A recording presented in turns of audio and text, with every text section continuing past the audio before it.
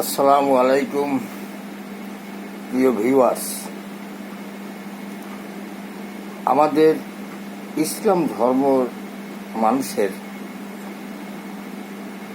রবিউল আউয়াল মাস, আরবি মাস, এই মাসটি অত্যন্ত শ্রেষ্ঠ মাস। সব শ্রেষ্ঠ মাসের মধ্যে দু একটি শ্রেষ্ঠ মাস, কারণ এই মাসেই 12ই রবিউল আউয়াল আমাদের বিশ্বনবী হযরত মুহাম্মদ সাল্লাল্লাহু আলাইহি ওয়াসাল্লামের জন্ম হয়েছে। এই জন্য এই মাসটি অত্যন্ত গুরুত্বপূর্ণ এবং মহান মাস বলে আমরা মনে করি। বিশ্বনবী হযরত মুহাম্মদ সাল্লাল্লাহু আলাইহি ওয়াসাল্লাম যে সময়ে আরব দেশে জন্মগ্রহণ করেন, তৎকালীন সময়ে ছিল আইয়ামে জাহেলিয়া যুগ। তখনকার সময়ে আরব দেশের মানুষ, বেদুইন জাতি, এর অত্যন্ত হিংস্র এবং অনেক বর্বর জাতি ছিলেন। কিন্তু এমনই ছিল, এত বর্বর ছিল যে মেয়ে শিশুকে পর্যন্ত জীবন্ত কবর দিত এবং হানাহানি, সংঘাত সম্প্রদায় লেগে থাকত। কথায় কথায় মারামারি, খুনাখুনি, রাহাজানি এগুলো চলত।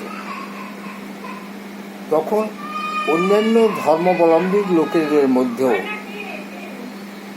কোনো ব্যক্তিরা কিছুই করতে পারত না, এত বর্বর জাতি ছিল, সারা বিশ্বব্যাপী ছিল এরকম অবস্থা। তখন অন্যান্য ধর্মাবলম্বী লোকের বা কোনো ধর্মই তখন কাজ করত না। ধর্ম বলতে আমাদের ইসলামের মতে যুগে যুগে মহান ব্যক্তিরা এসেছেন, আমাদের বিভিন্ন নবী রসুল এসেছেন তখনকার সম্প্রদায়ের জন্য, তখন মানব জাতির জন্য। হয়তোবা অন্যান্য জাতি ধর্মের লোক সেভাবেই মানুষ শৃঙ্খলা নিয়ে আসত। আসলে নবী রসুলগণ আল্লাহ তাআলা পৃথিবীতে প্রেরণ করেছেন মানুষের মধ্যে শৃঙ্খলা বোধ জাগরণের জন্য। অনেক ধর্মাবতার পৃথিবীতে এসেছেন। আমরা নবী রসুল বলি, হয়তো অন্য ধর্মাবলম্বী লোকেরা তারা অন্য নামে ডাকত, এটাও হতে পারে। কারণ আমাদের 2,24,000 পয়গম্বর বা তারও বেশি, এর কোনো সঠিক নাম আমরা এখনো জানতে পারি না। বিভিন্ন কিতাবে বিভিন্ন নামের থাকলেও কিন্তু সঠিকভাবে আমাদের এত লোকের নাম আমরা কোনো মুসলমান জাতিবর্গ জানি না। হয়তো আজকে আপনারা যারা বিভিন্নভাবে বিভিন্ন ধর্মাবতারের নাম বলে প্রচার করছেন, হয়তো আমরা তাদেরকে নবী রসুল আমাদের হতে পারে। এমনকি আমরা খ্রিস্টান ধর্মের এখন এরা বলে যীশু খ্রিস্ট, আর আমরা বলি ঈসা আলাইহিস সালাম। এভাবেই হতে পারে।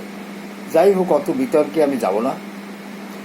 জানি যে আল্লাহ পাক পৃথিবী সৃষ্টি করেছেন পৃথিবী সংরক্ষণের জন্য এবং যুগে যুগে ধর্মাবতার প্রেরণ করেছেন, এজন্য কোনো বিতর্ক নেই। তবে সকল ধর্ম তখনকার সময়ে আইয়ামে জাহেলিয়ার যুগে সব ব্যর্থ হয়ে গেছে, মানুষের মধ্যে শৃঙ্খলাবোধ জাগরণ সৃষ্টি করতে পারেনি। ঠিক সেই মুহূর্তেই এই রবিউল আউয়াল মাসেই আমাদের মহানবী হযরত মুহাম্মদ সাল্লাল্লাহু আলাইহি ওয়াসাল্লাম জন্মগ্রহণ করেন। জন্মগ্রহণের পরপরই তখন তিনি যখন ইসলাম প্রচার করেন, তার উপর ওহী নাযিল হয়। তখন আস্তে আস্তে দেখা গেল মানুষ ইসলাম ধর্মে দীক্ষিত হতে লাগলো। ইসলামের যে মৌলিক আদর্শগুলো সব সুন্দর এবং সুনিপুণ, এবং তাতে কোনো বিশৃঙ্খলা বা কোনো রকম কোনো বিতর্ক কেউ করতে পারেনি, এবং সর্বসাকুল্যে সব মানুষ সত্য ন্যায়ের পথে আসতে শুরু করল।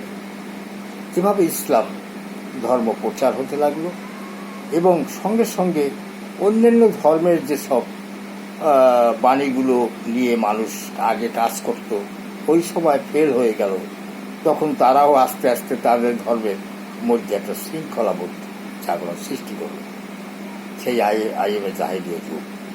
সেই সময় হযরত মুহাম্মদ সাল্লাল্লাহু আলাইহি ওয়াসাল্লাম জন্মগ্রহণ করেন, এবং মহানবী হযরত মুহাম্মদ সাল্লাল্লাহু আলাইহি ওয়াসাল্লাম যখন জন্মগ্রহণ করেন, তখন আস্তে আস্তে তখন মানুষ বিভিন্ন কুসংস্কারগুলো বুঝতে পারে এবং দলে দলে ইসলাম ধর্মে দীক্ষিত হয়। ইসলাম মানে শান্তি, শান্তি ফিরে আসে। সেই হযরত মুহাম্মদ সাল্লাল্লাহু আলাইহি ওয়াসাল্লামের আমাদের এই মহান মাসে 12 রবিউল আউয়াল জন্মগ্রহণ করেন। আজকে ইসলামের বাণী সর্বস্তরে পৌঁছে গেছে। ইসলামের শুধু যে ইসলামের জন্যই হযরত মুহাম্মদ সাল্লাল্লাহু আলাইহি ওয়াসাল্লামকে আল্লাহ তাআলা প্রেরণ করেছেন তা নয়, সকল জাতির, সকল মানব গোষ্ঠীর জন্য তাকে প্রেরণ করেছেন। এটা বিভিন্ন ধর্মে, যেমন ওই জাকির নায়েকের বিশ্লেষণে জানা যায় যে তিনি কিন্তু অনেক জ্ঞানী ব্যক্তি, এবং সকল ধর্মের মানে মহান পবিত্র বাইবেল বা গীতা, বিভিন্নভাবে ত্রিপিটক, এসব তিনি অধ্যয়ন করে এবং জানতে পেরেছেন যে সেই বইগুলোতেই এই হযরত মুহাম্মদ সাল্লাল্লাহু আলাইহি ওয়াসাল্লামের কথা উল্লেখ রয়েছে। তিনি আসবেন, তিনি শান্তির ধর্ম নিয়ে আসবেন পৃথিবীর বুকে, এবং সারা বিশ্বের মানুষের জন্য তাকে প্রবর্তন করেছেন। আগের যেমন কনস্টিটিউশন পাকিস্তান আমলে ছিল, সেটা যেমন এখন বাংলাদেশ হওয়ার পরে অচল, আমাদের সেই সংবিধানেই আমরা চলি।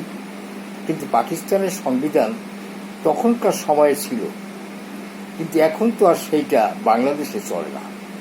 এভাবে যখন তখনকার সময়ে যেভাবে মানুষ চলত বা ধর্ম পালন করত, সৃষ্টিকর্তাকে ডাকত, যারা একাত্মবাদে বিশ্বাস করতেন তারা অন্যভাবে ছিলেন।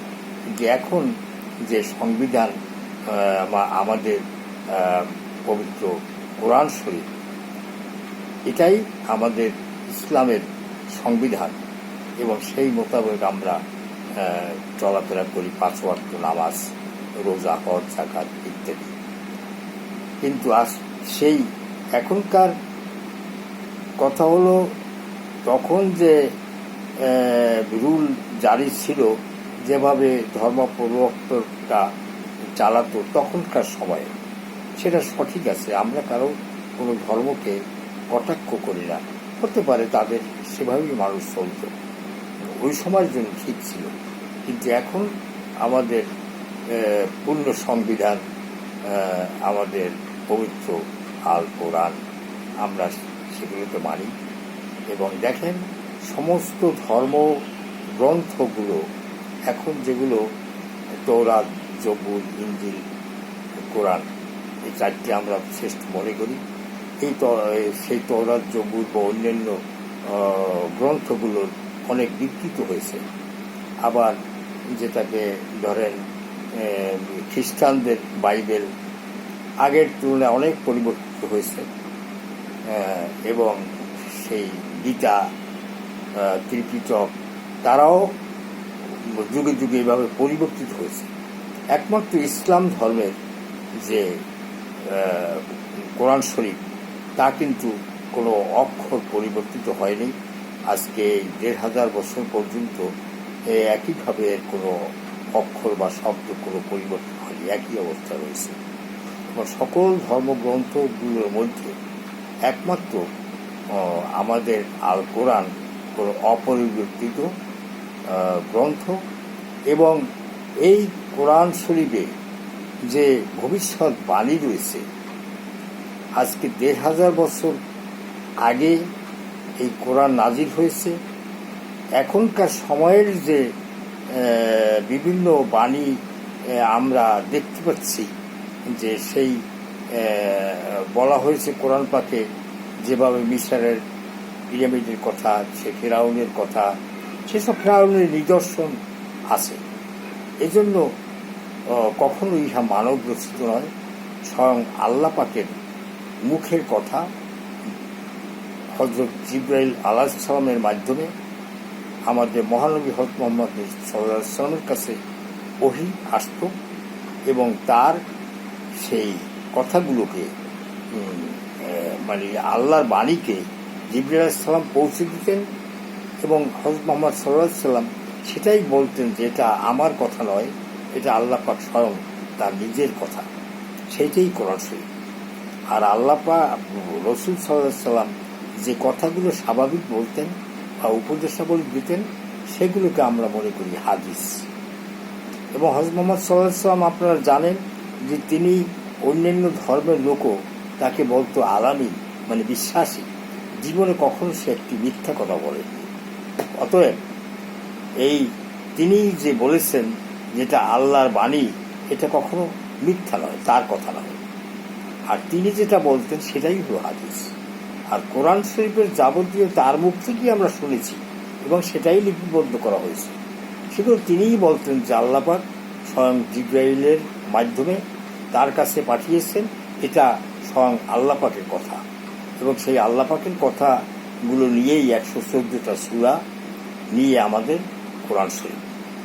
এই হযরত মুহাম্মদ সাল্লাল্লাহু আলাইহি ওয়াসাল্লাম পৃথিবীতে এসেছেন এবং এই কোরআন শরীফ আমাদের শ্রেষ্ঠ সংবিধান এবং মানুষের চলার সমস্ত দিক নির্দেশনা এর ভিতরে রয়েছে।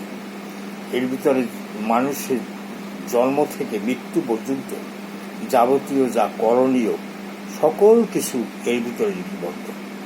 এটা আপনি রাজনীতির দিক থেকে যদি চিন্তা করেন তাহলে এর ভিতরে সব তন্ত্র রয়েছে। তিনি যখন মসজিদে বসে প্রচার করতেন ইসলাম, তার কথা মতো সব কিছু, এটাকে বলেন সেই একনায়কতন্ত্র বলা যায়। আবার যখন তিনি সকল সাহাবীদের পরামর্শ নিয়ে কাজ করতেন, এটা গণতন্ত্রও বলা যায়। এভাবে সকল তন্ত্রই কিন্তু সব কিছুই কোরআনে লিপিবদ্ধ রয়েছে এবং তা অকাট্য। যা কিছু বিধান সব কিছু সত্য, এর ভিতরে কোনো মিথ্যার ঠাঁই নেই। তাই আজকে আমরা গর্বিত যে এই মাসে এই রবিউল আউয়াল আসছে আগামীতে। এটা হযরত মুহাম্মদ সাল্লাল্লাহু আলাইহি ওয়াসাল্লামের জন্মবার্ষিকী। আমরা এই বেশি করে ওই দিন বিভিন্নভাবে কোরআন তেলাওয়াত এবং বিভিন্ন সূরা তেলাওয়াত করব এবং দোয়া খায়ের করব, যা হযরত মুহাম্মদ সাল্লাল্লাহু আলাইহি ওয়াসাল্লাম খুশি হবেন, তার হয়তো রূহের মাগফিরাত কামনা করব। এটাই আমাদের প্রত্যয় থাকবে। সবাই ভালো থাকুন, সুস্থ থাকুন। ধন্যবাদ। আসসালামু আলাইকুম ওয়া রাহমাতুল্লাহি ওয়া বারাকাতুহু।